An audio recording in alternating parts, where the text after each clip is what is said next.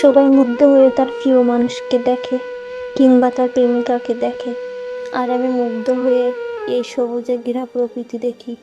বারবার হারিয়ে যেতে চাই এই পাগল করা সবুজ প্রকৃতির সাথে। শহরের চাকচিক্যের মধ্যে একদমই ভালো লাগে না। শহরের চাকচিক্য থেকে বেরিয়ে নিজের বাড়িতে যাওয়ার আনন্দটাই আলাদা।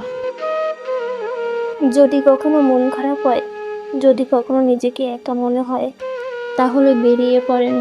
আমি কথা দিচ্ছি, এই সবুজ প্রকৃতি আপনাকে কখনো হতাশ করবে না। আমার বাড়ি ফেরার কিছু মুহূর্ত ক্যামেরা বন্দি করলাম এবং সেটা আপনাদের সবার মাঝে শেয়ার করলাম।